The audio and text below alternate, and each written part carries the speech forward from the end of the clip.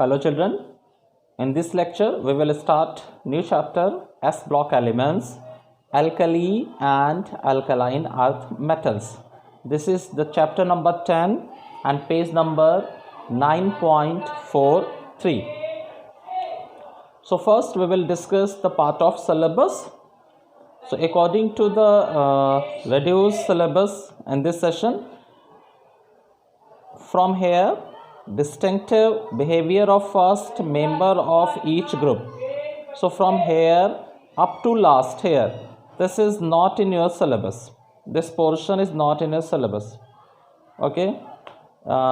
In second point, from magnesium chloride and hydrate, this portion is not there. From calcium oxide to plaster of Paris up to here, calcium oxide up to plaster of Paris in your syllabus. Cement is not there. Then industrial uses of the above biological importance of magnesium and calcium, this is there in your syllabus. Then group 1 sodium chloride uses, this all is there. Now come to this side. This point sodium bicarbonate, this whole point is not in your syllabus. Bicarbonate is not there. Then in group 2 elements, magnesium chloride hexahydrate, first point, it is not there. Calcium oxide, calcium hydroxide and calcium carbonate is there. Plaster of Paris is also there. Then last point, manufacture of cement, this is not there. Okay students, so this is your syllabus for this session.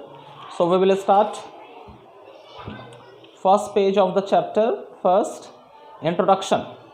So as you know that we are going to discuss S block elements.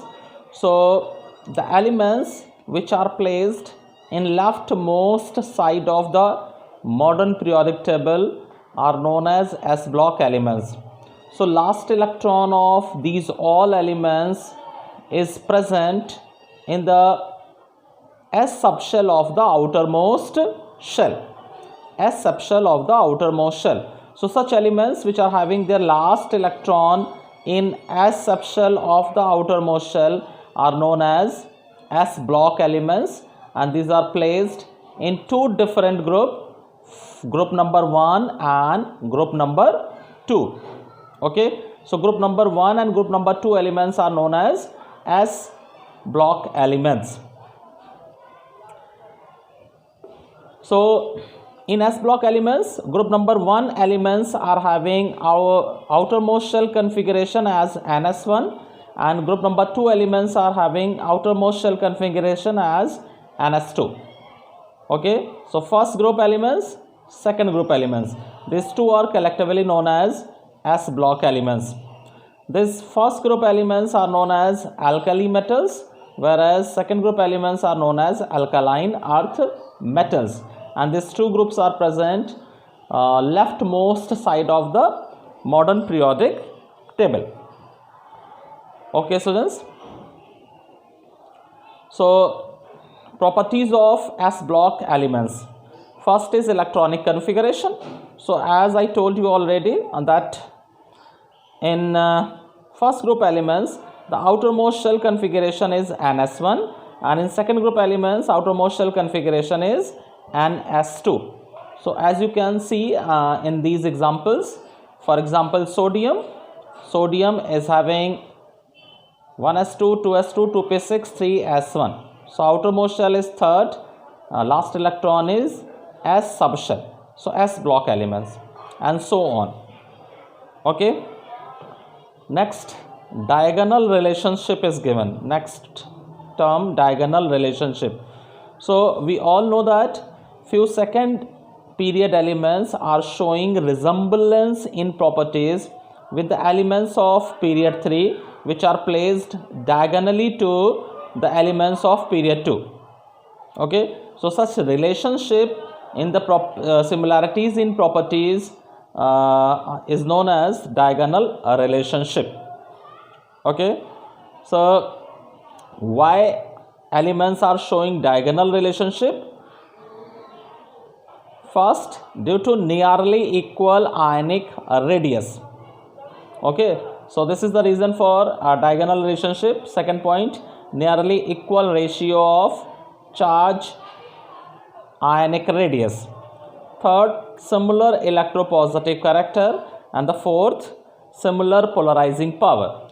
So these are the properties due to which elements of second period are showing similarities in the properties with the elements of period 3 placed diagonally. Okay, for example, beryllium is showing diagonal relationship or similarity in properties with aluminium. So beryllium is placed in group 2, beryllium is placed in period 2 and aluminium is present in period 3, diagonal to beryllium. Okay, students.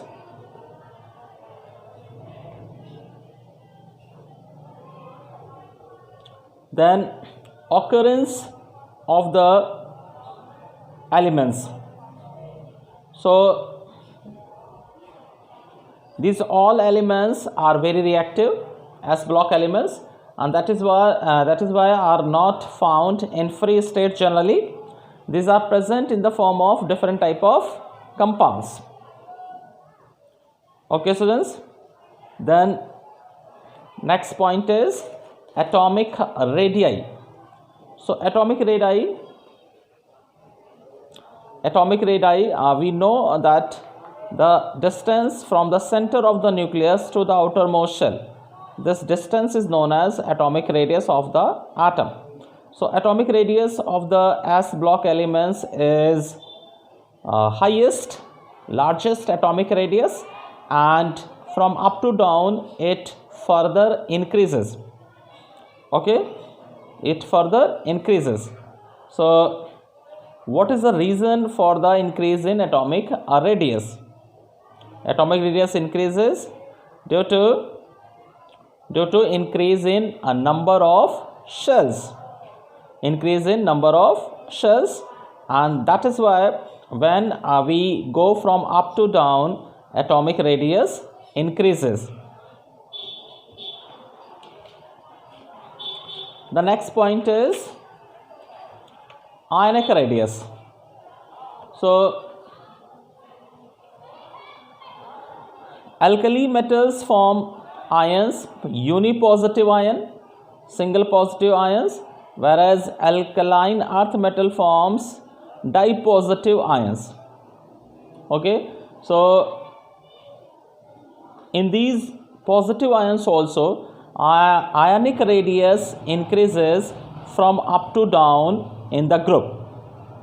Okay, and this is mainly due to the presence of extra energy shell, due to the increase in energy shells. Okay, but note down one thing, that the positive ion will be always shorter in size or shorter in radius to its neutral atom.